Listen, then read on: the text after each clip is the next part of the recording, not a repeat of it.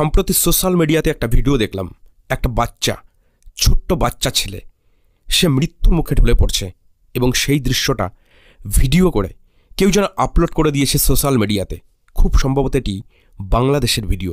তবে যে দেশেরই হোক না কেন, এসব দৃশ্য ভিডিও করা সত্যিই কি উচিত?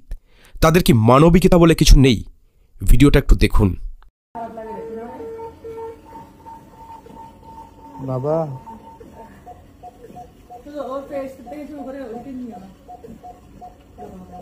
এদিকে তাকাও দেখি বাবা, এই দেখো তালহা। একটা ছোট্ট শিশু, হয়তো মাত্র কয়েক বছরের, হয়তো একদমই শিশু। তার নিঃশ্বাস ভারী হয়ে আসছে, চোখের পাতা ধীরে ধীরে বন্ধ হয়ে আসছে, শরীর নিস্তেজ হয়ে যাচ্ছে। জীবন তাকে ছাড়ছে একটু একটু করে। কিন্তু আশপাশে দাঁড়িয়ে থাকা মানুষগুলো কি করছে? কেউ তার হাত ধরে নেই, কেউ তাকে শক্ত করে বুকের মাঝে চেপে ধরছে না, কেউ তার কপালে চুমু খেয়ে বলছে না তোমার কিচ্ছু হবে না সোনা, আমরা সবাই তোমার পাশেই আছি। বরং তারা দাঁড়িয়ে আছে ঠান্ডা দৃষ্টিতে, হাতে মোবাইল ক্যামেরা। সেটা যেন একটা নাটকের দৃশ্য, একটা ব্লকবাস্টার ফিল্মের শট। যেন এই মুহূর্তটা হারিয়ে গেলে জীবনের বড় কিছু হারিয়ে যাবে। যেন তাদের একটাই কাজ, ভিডিও তুলতে হবে, শেয়ার দিতে হবে, ভিউ আনতে হবে, ভাইরাল হতে হবে। শিশুটি ছটফট করছে। তার ছোট্ট হাতে হয়তো এখনও কিছু শক্তি অবশিষ্ট আছে, কিন্তু সাহায্যের হাত নেই। সে জানে না, সে বোঝেও না, তার জীবনটা একটা কন্টেন্ট হয়ে গেছে।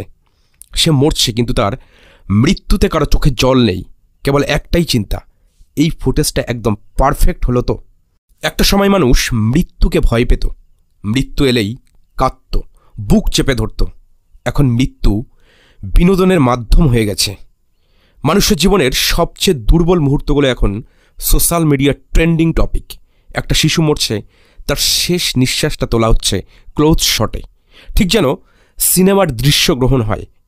এই সমাজ কি আদৌ আর সমাজ আছে? আমরা কি আসলেই মানুষ, নাকি ক্যামেরার ফ্রেমের বাইরে সব কিছুই এখন মূল্যহীন?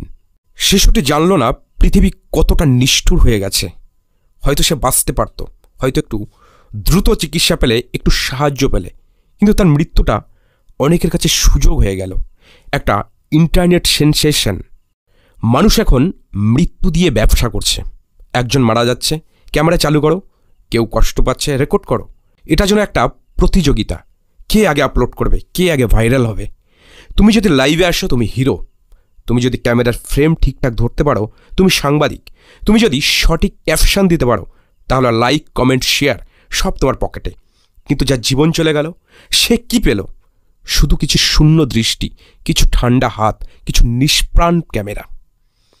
একটা সমাজ কতটা পচে গেলে, কতটা নিচে নামলে মানুষের মৃত্যু তার পরিবারের কান্নার জায়গায় শেয়ার বাটনের রূপ নেয়। শিশুটি যদি কথা বলতে পারত, সে হয়তো বলতো আমাকে সাহায্য করো, আমাকে বাঁচাও। কিন্তু কেউ শুনতো না, তাদের কান তখন ব্যস্ত থাকতো ক্যামেরার রেকর্ডিং বাটনের শব্দে। এই সমাজ কি শুধু ক্যামেরার পেছনেই দাঁড়িয়ে থাকবে? মৃত্যু কি এখনও শুধুই একটা কন্টেন্ট? কারো চোখে কি একটুও জল নেই, মায়া মমতা নেই? একটা শেষের মৃত্যু নিয়ে ভিডিও বানিয়ে তুমি কি পেয়েছ? রাতের ঘুম ভালো হয়েছে? আত্মাকে শান্তি দিয়েছ? নাকি তোমার বিবেক একবারও প্রশ্ন করেনি আমি কি একটা পিচাস হয়ে যাচ্ছি?